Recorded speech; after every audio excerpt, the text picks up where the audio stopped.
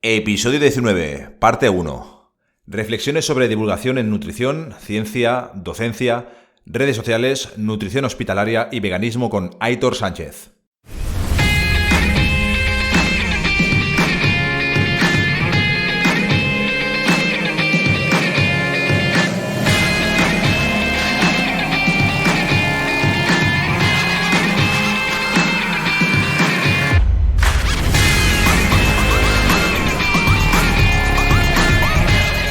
Muy buenas, Pintaraos. ¿Cómo estamos? ¿Bien? ¿Sí? Bueno, te saluda Carlos Otero, alias El Otaere en redes sociales, y te doy la bienvenida a este nuevo episodio de Fitaraos al Aparato, tu podcast sobre fitness para dummies. ¿Qué? ¿Me habías echado de menos? ¿Sí? Bueno, ya estamos por aquí otra vez dándole caña al asunto. Ya se me ha acabado mis vacaciones, mi retiro por mi reciente paternidad, como sabéis los que me seguís por redes. Vamos a darle caña al tema, ¿no? Quiero pensar que no sois nuevos por aquí, o sea que espero que os hayáis escuchado el resto de episodios.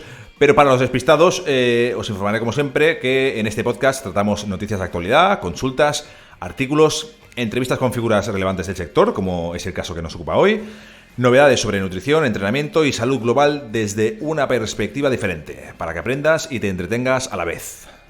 Hoy, como no podía ser de otra manera, de vuelta al redil, traemos un invitado de lujo, seguro que lo conoces. Es que la mejor plataforma para divulgar es donde esté la gente. Es decir, para mí tiene sentido estar en Instagram, tiene sentido estar en YouTube, tiene sentido estar en Twitter, tiene sentido estar donde sea, porque el personal sanitario, el personal científico, tenemos que estar allá donde esté la gente, y ahí creo que nos tenemos que poner las pilas, porque durante muchos años se ha tenido esa perspectiva de que la divulgación científica es como para intelectuales.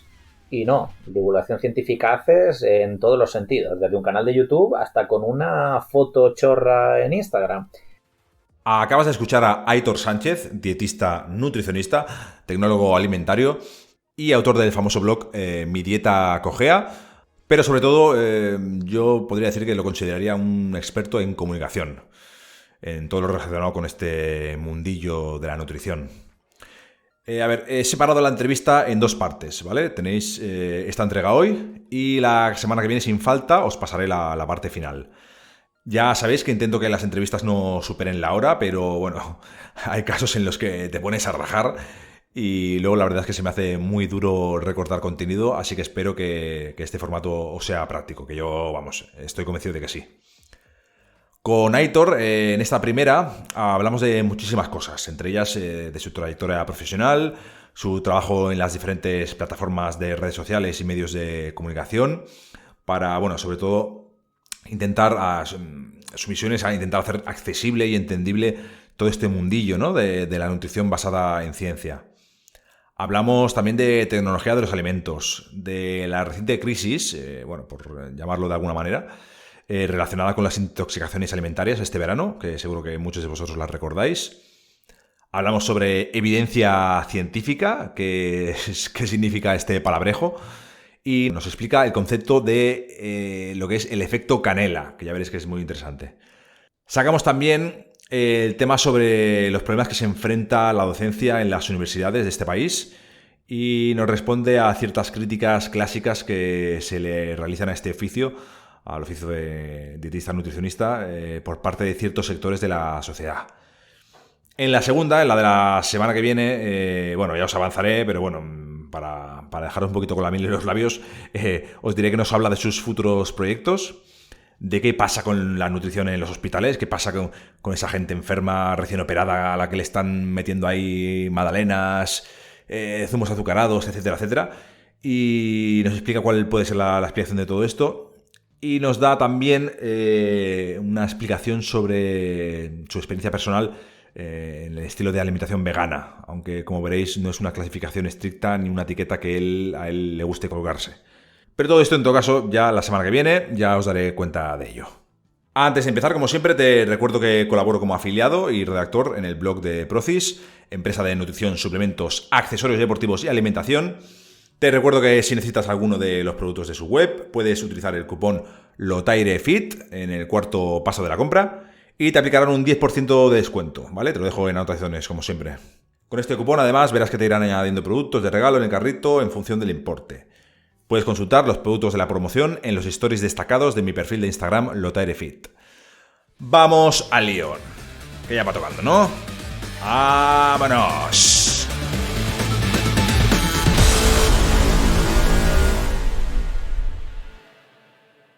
Muy buenas, Aitor. Muy buenas. ¿Cómo estamos? ¿Qué tal? ¿Cómo estás, Carlos? Bien, como le digo a todo el mundo, bienvenido, ponte cómodo como si estuvieras en tu podcast. Ahí está. Importante también tener una buena postura en esto, ¿eh? Que luego vienen problemas de salud. Oye, estoy convencido que cualquier friki de la nutrición en este país que navegue un poco por redes o esté al día en divulgación sobre ella, seguro que te conoce. Pero, yo qué sé, si tuvieras que presentarte ante un público desconocido, por ejemplo, mi madre, que seguro que mi madre no sabe quién eres, ¿cómo lo harías? Bueno, yo le diría que soy un dietista nutricionista bastante inusual, porque yo creo que la gente por lo general nos sitúa la profesión sentados detrás de una mesa de consulta y yo quizás soy una rara avis dentro del mundo de la nutrición porque me he dedicado los últimos años, prácticamente desde que empecé en redes sociales y con los blogs, me he dedicado a divulgar y la verdad es que, bueno, me siento un privilegiado por poder dedicarme a una tarea tan poco común dentro del mundo de la ciencia y de la comunicación científica como es precisamente a contar lo que es nuestra pasión. Así que yo le diría a tu madre que me dedico a eso, a contar la nutrición, pero de la manera que más nos apasiona y hacerlo llegar a todo el público posible, que es al fin y al cabo lo que queremos, la gente que tenemos perspectiva de salud pública, que lleguemos precisamente a cuanto más público mejor. ¿Eras tecnólogo alimentario también? Así es. Y ahora digamos que mezclo un poco todo. Es decir, de alguna manera creo que aunque ahora mismo probablemente la gente esté más interesada en la nutrición porque digamos que es ahora mismo el mayor centro de interés, a mí me gusta mucho hablar de tecnología de los alimentos porque pienso que también las personas pueden entender mucho mejor el por qué los alimentos son más o menos saludables o más o menos convenientes dependiendo del momento, y creo que tener una perspectiva de tecnología de los alimentos pues también es muy útil para todo esto. ¿Y cómo podemos explicar qué es esto de la tecnología de los alimentos? Bueno, pues básicamente es todo el cambio que le hacemos a los alimentos, todas las transformaciones, ya no solo para hacerlos más saludables, más llamativos, sino también para producirlos.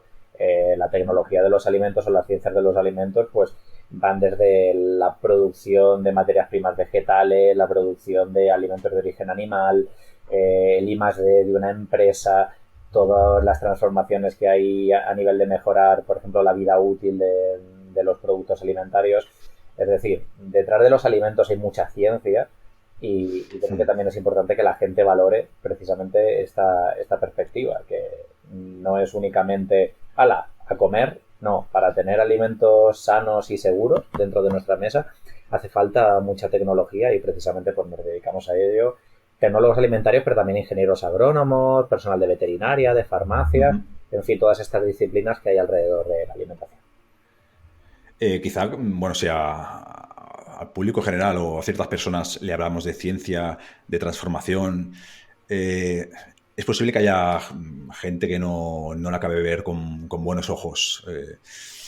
Pues debería verlo con buenos ojos, porque si no hubiera... Sí, pero este mundo, todo lo que hablas de, por ejemplo, de aditivos alimentarios, y parece que me da la sensación de que hoy en día hay cierta reticencia a transformar, a tocar alimentos, o reticencia, o que la gente no conoce que estas técnicas realmente son necesarias. Sí, estoy completamente de acuerdo. Creo que actualmente hay una cierta reticencia a todo lo que sea transformar alimentos, pero yo creo que esto también parte un poco por la ignorancia y el mal uso también que se está haciendo muchas veces del lenguaje. Es decir, procesar alimentos o transformarlos es uno de los requisitos básicos para que nos pueda llegar y tengamos una alimentación que sea, como he dicho anteriormente, segura. Si no fuese así, tendríamos unos grandes problemas de salud, más de los que estamos teniendo actualmente, porque además me parece que hemos vivido uno de los veranos más moviditos a nivel de seguridad alimentaria. Creo que, vamos, todo el mundo que haya vivido o haya encendido simplemente su televisor o cualquier medio de comunicación habrá visto los problemas que hemos tenido, por ejemplo, con la listeriosis este verano. Y transformar los alimentos es importante, no solo con esa perspectiva que a veces se ve de, bueno, aditivos, que parece ser que vamos a pervertir los alimentos y transformarlos en cosas que no son las deseables, y no, para nada. Las primeras transformaciones o la primera prioridad a la hora de transformar alimentos es mejorar la vida útil y mejorar la seguridad alimentaria. Luego, por supuesto, también hay una perspectiva de la industria alimentaria que lo que busca es hacer los alimentos más llamativos, probablemente organolépticamente más sabrosos, y creo que es ahí pues cuando quizás hemos tenido demasiadas modificaciones respecto a lo que debería ser unos sabores convencionales o quizás un perfil más saludable de los alimentos. Probablemente si viéramos con perspectiva, creo que en las últimas décadas se ha avanzado mucho en seguridad alimentaria, pero que estas transformaciones tecnológicas no han servido tanto para aportar cambios en la salud. Habíamos hablado, bueno, de esto podríamos hablar, por ejemplo, del botulismo, ¿no? Esta última crisis quizá alimentaria a nivel nacional. Sí, la listeria. No sé si ha habido alguna más. La listeria ha sido la listeriosis. El botulismo ha sido probablemente de las más recientes. La toxina botulínica o el botulismo no suele estar más relacionado con malas prácticas de higiene, con conservas vegetales. Digamos, para aquellas personas que estén por primera vez escuchando qué es el botulismo, digamos que es esa afección que nos da cuando tomamos la toxina botulínica. El ejemplo clásico que se ha dicho de toda la vida, lo de no comas aquellas latas que están hinchadas, ¿no? Sí. Pues a eso nos referimos. Ahí puede haber un riesgo de crecimiento de Clostridium botulinum, que es la bacteria que lo provoca. Pero digamos que relativizando, creo que en España y especialmente en Europa tenemos una envidiable seguridad alimentaria, y lo único que pasa pues que desgraciadamente salen a la palestra cosas de actualidad alimentaria, estas noticias, que básicamente lo que nos dicen es que son excepciones y muchos sinvergüenzas que probablemente se salten a la torera la legislación, pero insisto, tenemos mucha seguridad alimentaria en Europa. Bueno, esto es importante remarcarlo porque también me da la sensación de que a veces se hace un poco, bueno, a nivel de medios de comunicación, el efecto eco, que le llamo yo, que sale una noticia a la palestra y durante las semanas siguientes cualquier tema relacionado con esta primera noticia inicial pues se repite, ¿no? Entonces, bueno, ha salido el botulismo y a los pocos días parece que hubo otra persona, no sé, fue en Segovia, también intoxicada por otro tipo de bacteria. Bueno, una cierta de cosas que puede hacer que el consumidor, bueno, quizás se alerte en exceso o se preocupe cuando realmente tú crees que no debería ser así, ¿no? Sí, que cambiemos, probablemente que magnifiquemos la dimensión de los problemas alimentarios. Es como, por poner un ejemplo que no sea alimentario, como cuando a veces se habla en televisión del terrorismo y la gente puede que piense que es una de sus mayores amenazas contra la salud o probabilidades de morir. Pero estadísticamente... Pues muy llamativo, efectivamente, pero estadísticamente, pues que haya unas pocas muertes al año por toxinfecciones en España, con la cantidad, con los millones de personas que somos, los 45 millones de personas, y todas las veces que comemos a lo largo del día, pues creo que precisamente es sinónimo de la fantástica salud que gozamos dentro de la seguridad alimentaria.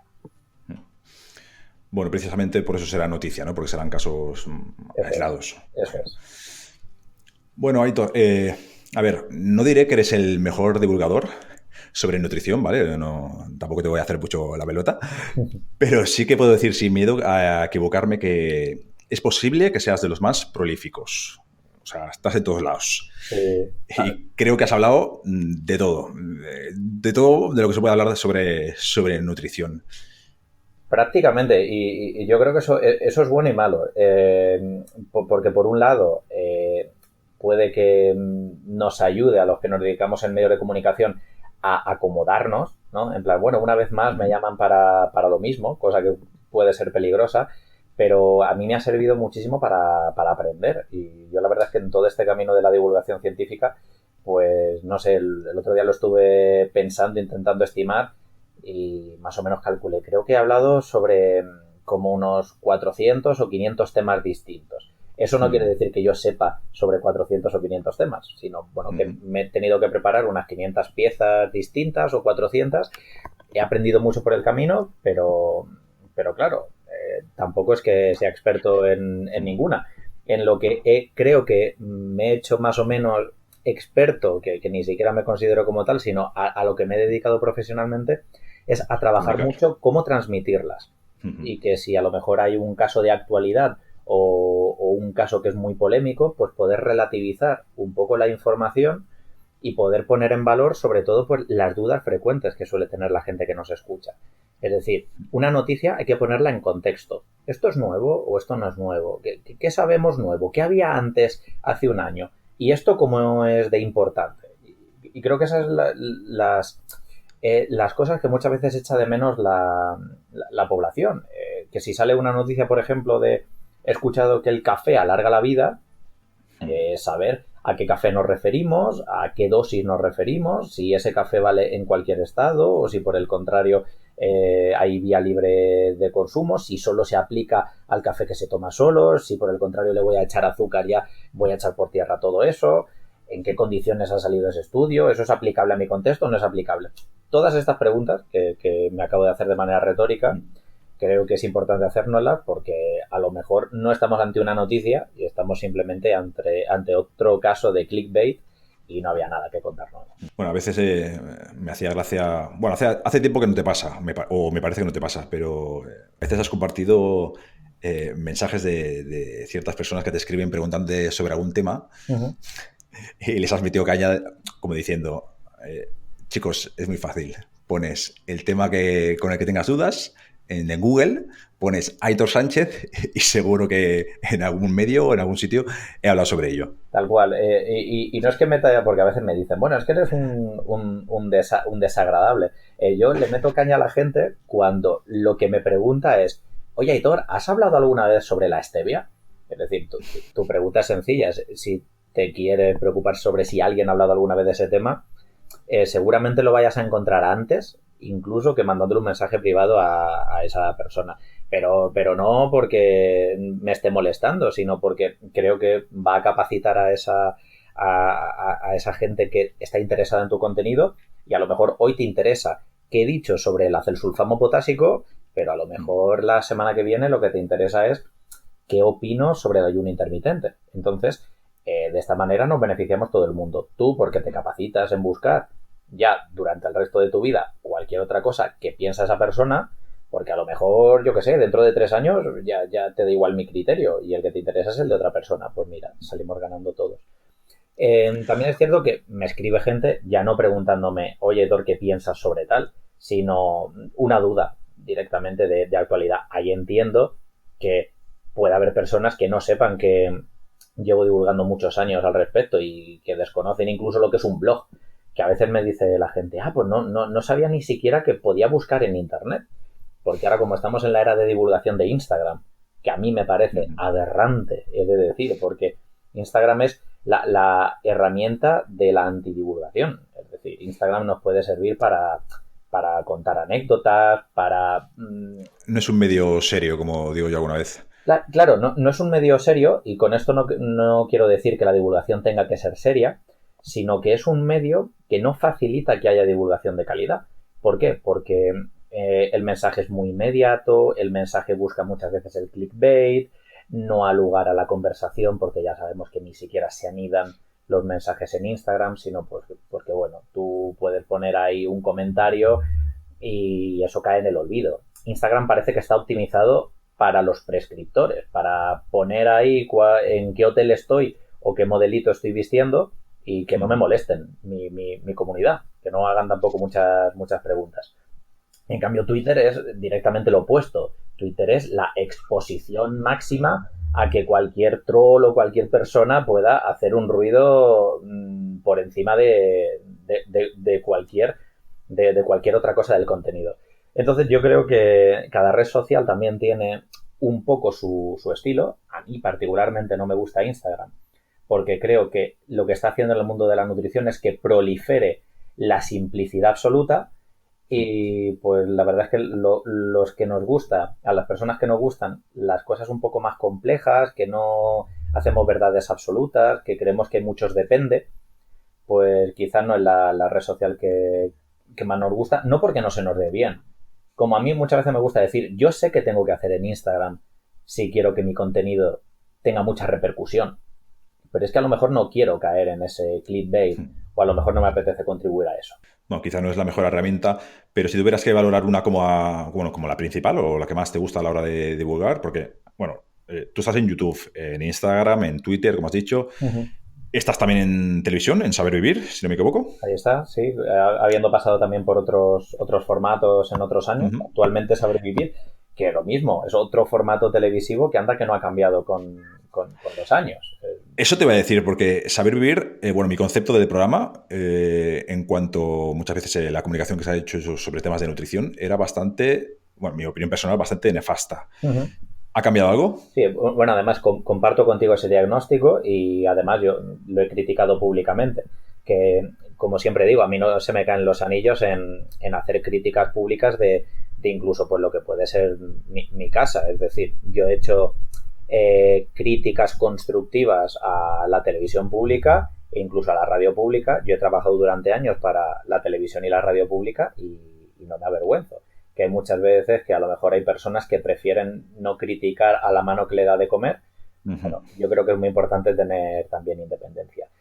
En el sentido de lo que ha sido el contenido del programa, yo pienso que Saber Vivir ha hecho durante otros años un gran servicio público. Pienso que ha convertido a la salud en un tema que ha conseguido acercar a mucha gente, pero pienso que durante años ha tenido una perspectiva muy medicalizada, en la que el centro de atención quizás era siempre la enfermedad. No se hablaba tanto de salud, ¿no? Parecía que muchos años el contenido era, hoy toca hablar de la hipertensión, hoy toca hablar de las dislipemias, las estatinas, los antihipertensivos, y a lo mejor se centraba demasiado en ese contenido que creo que no era tanto saber vivir, me sonaba un poco a saber sobrevivir, por decirlo de alguna manera. Y afortunadamente pienso que la dirección del programa ha hecho un cambio muy inteligente y muy pertinente y ha metido también colaboradores y un guión mucho más centrado posiblemente en positivizar el mensaje. Creo que este último año se habla más de salud, se habla más de promoción, se habla más de prevención y por lo tanto el contenido no está tan centrado en cómo manejar mi enfermedad, sino en pues cómo mejorar mi salud desde todos los puntos de vista y yo creo que ahí hemos conseguido mejorar bastante lo que había en otros años, que además en el punto de vista de la nutrición creo que no estaba profesionalizado porque no estaba la figura del dietista nutricionista y eso pues... Sí, había mucho médico, ¿no? Sí, mucho médico, una perspectiva también muy endocrinológica uh-huh. Y creo que si queremos hablar de nutrición pues tiene sentido llamar al dietista nutricionista. Como si queremos hablar de ejercicio físico, llamamos a una persona que esté licenciada en actividad física y deporte. ¿Quizá entonces es la televisión tu plataforma preferida? Bueno, yo creo que mi plataforma favorita, si me preguntas por yo creo que la sé. Yo creo que la sé, ¿vale? Pero me la voy a guardar. Va. Venga, dila, te dejo que la digas. ¿Cuál crees que es? La radio. La radio, a mí sí. Es la que me parece más romántica y la que más me gusta efectivamente. Ahora. Perdona, podríamos haber dicho el podcast también, lo que pasa que sí.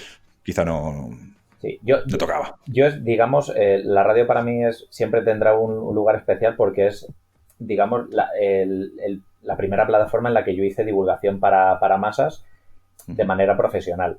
Ahora, si me preguntas por mi red social favorita, la mía es Twitter, porque a mí me gusta, prefiero ser más directo. Y creo que Twitter no es tan falso, por ejemplo, como Instagram, por decirlo de alguna manera, y me gusta más Twitter. Pero yo también tengo muchas veces una frase que repito, y en realidad es que la mejor plataforma para divulgar es donde esté la gente.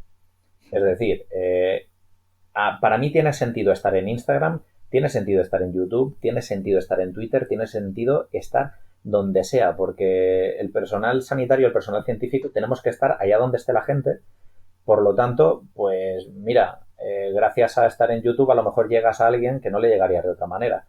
Y ahí creo que nos tenemos que poner las pilas porque durante muchos años se ha tenido esa perspectiva de que la divulgación científica es como para intelectuales y no. Divulgación científica haces en todos los sentidos, desde un canal de YouTube hasta con una foto chorra en Instagram. En otra entrevista, hablando con un colega tuyo, me llegó a definir Twitter como el vertedero de las redes sociales. Bueno, depende de lo que quieras meter en el vertedero. O sea, hay vertederos y también hay puntos limpios.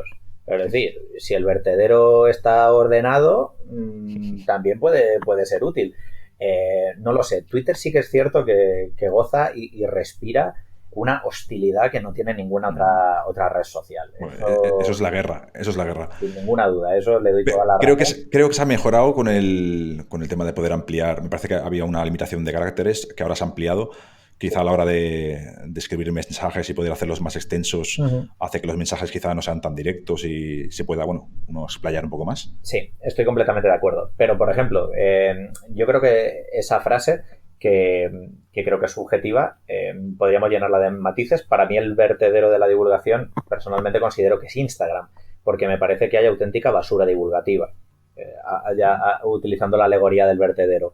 En Twitter veo que, aunque el estilo es mucho más tosco, ha servido, por ejemplo, para que en el mundo de nutrición mi profesión se haya puesto en contacto los unos con los otros. Creo que el verdadero renacimiento que ha habido de la profesión ha sido gracias a los lazos profesionales que ha hecho Twitter. Y yo nunca sería tan injusto con Twitter, que pienso que le ha hecho mucho más bien que mal al mundo de la nutrición. Con Instagram no lo tengo tan claro. Oye, y hablando de la divulgación científica que has comentado, eh, ¿no es un poquito también complicado hablar sobre estos temas a gente que no entiende sobre ciencia? Es complicado, pero es que en realidad la ciencia es que está en toda nuestra vida. Yo creo que lo que es complicado es hablarle a la gente de ciencia como si la ciencia fuese algo ajeno. Como si cuando, por ejemplo, introducíamos el podcast y le hablábamos de ciencias de los alimentos, pensásemos que la ciencia de los alimentos es como una cosa muy técnica, muy alejada de nuestro día a día. Nos Pero imaginamos personas con batas blancas y probetas en ahí un está. laboratorio, ¿no? Sí, sí, como si la ciencia de los alimentos pues, fuese, no sé, pues experimentar, hacer cosas muy avanzadas. Y en realidad, pues la ciencia de los alimentos puede ser algo tan sencillo como entender por qué si te haces una pechuga de pollo en el microondas va a estar horrible, pero si te la haces a la plancha va a desarrollar sabores. Y a la gente le puede resultar curioso. Y creo que tenemos que utilizar mucho que por naturaleza el ser humano tiene esa curiosidad para despertarla y poder darle respuestas a la gente. Y creo que eso sería la parte bonita de la divulgación científica, el acercar también a la gente a la ciencia. Y eso, por ejemplo, es lo que yo personalmente pienso que no está haciendo Instagram, porque Instagram en el mundo de la alimentación actual no está acercando a la ciencia. Lo que está dando es dar mensajes, lo que tienes que comer. Esto es bueno, esto es malo, pero tampoco creo que esté haciendo didáctica. Y eso es lo que estoy haciendo, lo que echo de menos. Y creo que en los inicios de la divulgación los blogs sí que otorgaban. Por supuesto, no creo que haya que regresar al blog. Para mí el blog está muerto en cuanto a divulgación, pero pienso que hay fantásticos canales de divulgación que yo sigo dentro de otras áreas, que por ejemplo están en YouTube y que hacen una labor fantástica de acercar la ciencia en áreas como las matemáticas, la física, y bueno, pues yo humildemente intento hacer lo mismo dentro del mundo de la nutrición y espero poder seguir haciéndolo muchos años. Tu blog, Mi Dieta Cogea, ¿podríamos decir que fue el inicio de todo esto? No, ni mucho menos. Sería ¿No? sería muy pretencioso. De todo esto, si hablamos de la divulgación en nutrición, ni mucho menos. Fue mi inicio. Mi inicio sí que yo empecé a partir del blog, pero yo nunca diría que la divulgación en redes sociales empezó en Mi Dieta Cogea. Allá por el 2010, creo que coincidimos muchos blogs de nutrición que empezamos a hablar quizás sin pelos en la lengua sobre todo este tema. Durante el 2010 y el 2011 empezaron grandes divulgadores. Empezó también Lucía Martínez, empezó Luis Sentinel, Escientia. Por aquel entonces también, si no me equivoco, gente de Naucas que empezaba a hablar también de divulgación. Y Julio Basulto, Juan Revenga. Valía la pena en toda esa época ver los blogs y ver los posts porque cada semana un compañero o una compañera te traía una reflexión distinta. y creo que aprendíamos todo el mundo. Ahora mismo yo me meto a Instagram y no aprendo absolutamente nada porque veo que lo único que se repite es lo mismo un día tras otro, y ahí sí que echo de menos el poder aprender de la comunidad de profesionales. Creo que hoy en día todo el mundo busca hacerse su propia comunidad.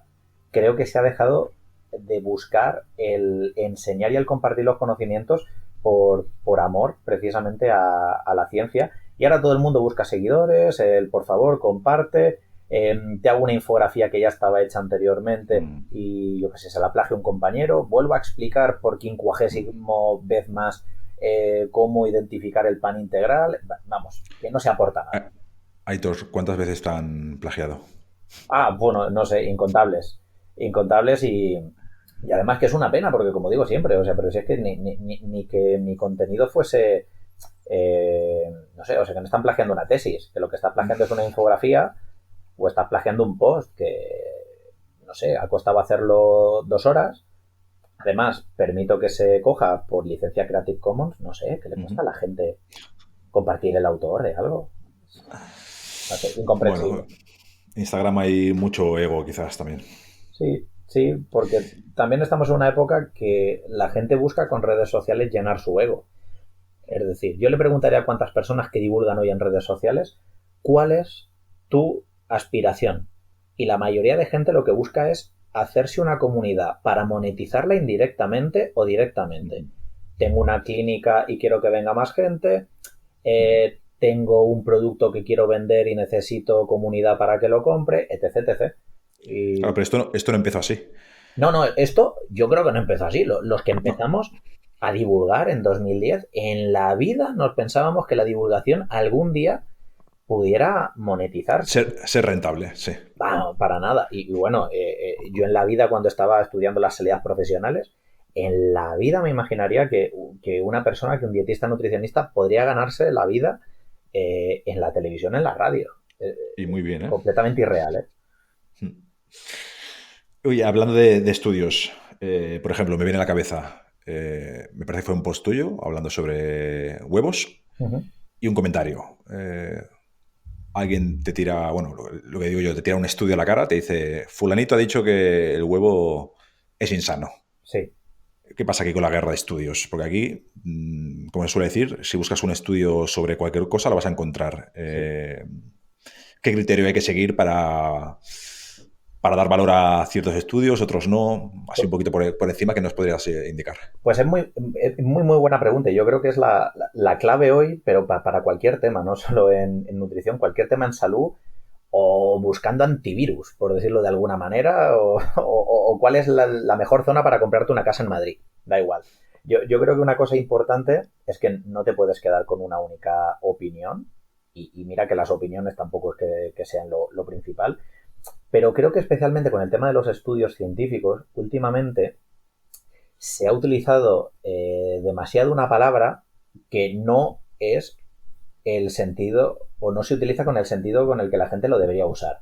Todo el mundo ahora habla de una cosa que es la evidencia científica, ¿no? O no hay evidencia de algo, o mira, aquí te paso evidencia científica. Como si la persona que la esgrimiera pues esté diciendo que está en posesión de la verdad. Y la evidencia científica es en realidad el conjunto de todo lo que sabemos, que además está sujeto a interpretación. De manera que cuando alguien dice, mira lo que dice la evidencia, y te pasa un link a un estudio científico en PubMed, eso no es lo que dice la evidencia científica. Eso es lo que dice un estudio. Y tú puedes pasar estudios de huevos a favor y en contra. Y tú puedes pasar estudios de lo que quieras a favor y en contra.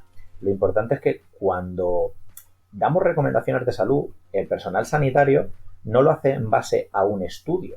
Lo hace en base a un conjunto de estudios y también a una relativización de qué va a entender la población.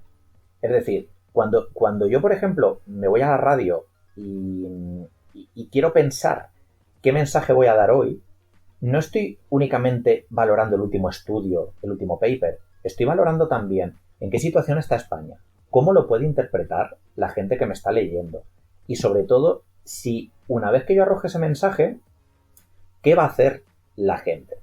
No sé si me has escuchado alguna vez, Carlos, hacer una metáfora que a mí me gusta mucho, ¿Me has escuchado alguna vez hablar de una cosa que se llama el efecto canela? Sí, ¿Te, sí, lo, sí. ¿Te parece bien que a los oyentes se lo recuerden un minuto? Que creo que es muy pertinente respecto a lo que estás diciendo. Sí, claro. Aparte es un ejemplo que yo a veces suelo poner también a la gente cuando salen estos temas de conversación. Ahí Es muy está. bueno. Bueno, pues el efecto canela para mí es que repasamos papers y vemos que efectivamente pues la canela es una especia bastante interesante. Vemos que hay estudios que nos dicen que tiene una fantástica capacidad antioxidante, Regula que glucemias. sí, sí, sí, que puede incluso ayudar a manejar diabetes 2, depende qué paper mires, es decir, muy, muy prometedora. Pero el efecto canela puede darse a si yo no relativizo todo esto y lo contextualizo, y yo únicamente digo en radio o subo un paper, la canela es buenísima, que puedo invitar a la gente, por ejemplo, a que tome canela en los contextos que conoce. Y eso puede ser hacerse unas natillas o tomarse un arroz con Correcto. leche. Pues eso yo creo que pasa también un poco con los huevos. Claro que hay estudios aislados que dicen que el huevo a lo mejor no es muy saludable dependiendo qué intervención, pero yo me planteo con qué lo estamos comparando, en qué contexto puede comerse la gente un huevo, ¿no? Porque no veo a mucha parte de la población tomándose un huevo para sustituir un alimento que sea más saludable que un huevo. Dudo que la gente quite acelgas para meter una tortilla francesa. Es decir, que lo veo una fuente proteica que la consideres saludable, poco saludable, como mucho se va a quedar en neutra y por lo tanto veo completamente desmedido alertar acerca del consumo de huevos tal y como está el panorama, cuando además no es concluyente la evidencia que tenemos. Como leí una vez también, un estudio puede decir muchas cosas, ¿no? Pero de lo que es el estudio, o lo que es el plato de comida de una mesa de una persona, pues hay una distancia, ¿no? Muy importante y que un estudio no hace más que, bueno, que alejarnos un poco de la incertidumbre. No es verdad absoluta, no es dogma. Eso es, eso es. Y por eso me cabrea mucho cuando veo piezas de información tan descontextualizadas como cuando hay gente que comenta las legumbres tienen antinutrientes, cuidado, cuidado con las lectinas. O bueno, es que algunos cereales integrales tienen fitatos y esto puede hacer que no absorbas un mineral. O sea, de verdad hay que alertar a la población sobre el consumo de legumbres y de cereales integrales. O sea, tal y como está el panorama, ¿le queremos meter miedo a la gente sobre estos alimentos? A mí me parece que es completamente descontextualizado, que luego pues lo podemos debatir y a lo mejor no hay que decirle a la gente come más cereales integrales, pero si le metes miedo, pues a lo mejor deja de tomar eso y yo qué sé, no mejora su patrón alimentario porque le da por tomarse más Bueno, le tira bacon, las natillas con canela. efectivamente. Eh, ¿Has recibido presiones? Comentas que no, pero yo creo que sí. He recibido muchas presiones a lo largo de mi vida, pero no por las personas que me han dado trabajo. Es decir, yo, por ejemplo, en medios de comunicación, que mis contratos o mis colaboraciones más largas han sido en Radio Nacional, en La 2 o en Televisión Española, ahí nunca, y puedo decir orgulloso, nunca, nunca, nunca me he visto sujeto a ningún tipo de presión. Al menos por esa gente. Fuera de ese contexto, sí que las he recibido y gente que incluso me ha invitado a que dejase o abandonase ciertos temas sin tocar. Pero insisto, nunca por parte de las personas que me han prestado el altavoz, sino gente de fuera que desgraciadamente ellos sí que se han visto influenciados por lobbies y han preferido callar al divulgador o al menos presionarme para que no hablase de ciertos temas. Por ejemplo, podríamos hablar del mundo de la docencia. Sí, es decir, en una de las universidades que he trabajado recibí, por ejemplo, presiones e invitaciones para que no hablase de ciertos temas que, por ejemplo, afectaban a una de las empresas que financiaba algunos estudios del departamento de esa universidad. Entonces ahí, por ejemplo, yo perdí bastante la fe en un poco el sistema de la universidad pública. Con esto no quiero decir ni mucho menos que toda la universidad esté corrompida y como que el lobby de la industria alimentaria es una mafia que vuelva oscuro todo, ni mucho menos. Hay fantásticos investigadores en nuestra universidad pública y hay que defenderlo. Además es el modelo que personalmente yo defiendo más. Pero también creo que es importante que sepamos con qué convivimos y en este sentido, pues a mí no se me caen los anillos por decir que dentro de la universidad pública hay empresas alimentarias privadas de alimentos malsanos que influyen al personal de esa universidad para que salgan estudios científicos con cierta tendencia, digamos. ¿No crees que ahora que hablamos del tema de la educación un poco, le hace falta una vuelta de tuerca a todo lo que es la educación para sacar a futuros dietistas, nutricionistas a la calle? En el sentido de que siempre se suelen recibir críticas a vuestra profesión en el ámbito de, bueno, pues son temarios que están muy desactualizados. Hay universidades en las que todavía se están dando temarios de hace 20 años que se están ofreciendo de dictados. Ajá. ¿Eso quizá no mina un poco la credibilidad del profesional que sale a la calle con su título en la mano? Sí, pero fíjate que yo creo que es una perspectiva que hemos tenido con el mundo de la nutrición que me parece que ha sido un poco desproporcionada e injusta. ¿A qué me refiero con injusta? No porque considere que no tienes razón. Yo creo que he sido probablemente una de las personas más críticas en nuestro país sobre la docencia que ha habido. De hecho, mis primeros artículos que se viralizaron fueron precisamente sobre críticas a la docencia de nutrición. Pero considero que es injusta porque no se ha hecho en la misma medida a otras profesiones sanitarias que tienen la misma culpa. Es decir, se ha hablado mucho sobre los temarios de nutrición, pero no hemos hablado sobre los temarios de farmacia, no hemos hablado sobre los temarios de enfermería, los de medicina o los de fisioterapia. ¿Qué es lo que ha pasado? Quizá porque esos sectores sanitarios están más consolidados. Yo, más allá de considerar que estén consolidados, creo que han sido mucho más corporativos, pero para mal. ¿A qué me refiero? Que en la profesión de dietista nutricionista, hace aproximadamente 5 o 6 años, salimos a denunciar públicamente y sin tapujos una serie de divulgadores científicos y una serie de personas que estábamos en redes sociales, salimos a denunciar cómo estaba la situación y nos dio exactamente igual pintarle la cara a nuestros representantes, porque para nosotros estaba por delante la verdad y estaba por delante la repercusión que podía tener la población general. Considero que hay otras profesiones sanitarias que son mucho más corporativas y que cierran filas muchísimo más fuerte que en la nutrición. Es decir, yo nunca he escuchado una crítica tan generalizada a los otros colectivos sanitarios como hemos hecho internamente desde la nutrición. Por supuesto, soy conocedor que hay sectores muy críticos y asociaciones muy críticas que agradezco mucho y valoro mucho el trabajo en el mundo de la medicina, en el mundo de la enfermería, en el mundo de la farmacia, que son auténticos cracks de defender la integridad dentro de su profesión. Pero es que el ruido que hemos armado las propias dietistas nutricionistas desde dentro fue abismal en proporción a las otras y creo que quizás por eso se ha criticado tanto nuestros temarios de la nutrición. Porque a lo mejor en medicina no hay una crítica tan desproporcionada o digamos, tan fuerte en el porcentaje de profesionales que ha criticado, por ejemplo, que en el MIR se dan auténticas barbaridades, ¿no? Pero quizá no hay tanta proporción de médicos y compañeros de ese sector que lo están poniendo o lo están denunciando, y creo que con nutrición sí que lo hicimos.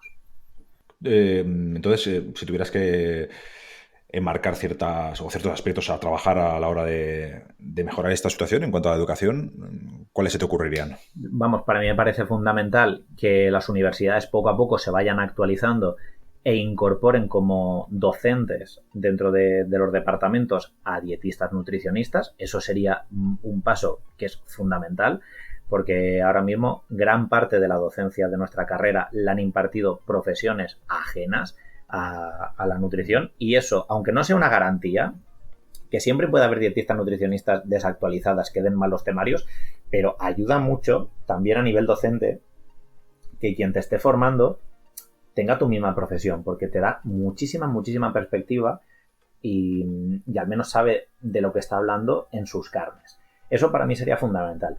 Y luego, segundo, independientemente de la carrera, no solo con nutrición humana y dietética, es que las universidades se tienen que renovar en metodología, especialmente en metodología docente. Lo que no tiene sentido es que lleguemos de nuevo a una clase a escuchar cómo un profesor recita un PowerPoint y escuchemos criterios como no os paso los apuntes porque es que si no, no me atendéis en clase, o no subo el temario a campus virtual porque es que si no, claro, ya no tenéis ninguna motivación para escucharme.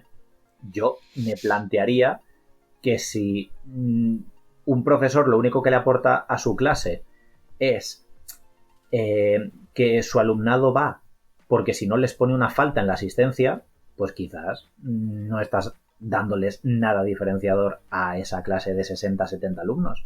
No sé, haznos un favor a todos, pásales el temario y os vais todos a casa, yo que sé, a leer, a hacer deporte o lo que sea, pero si lo que vas a hacer es leer un PowerPoint, pues mira, no estamos haciendo nada.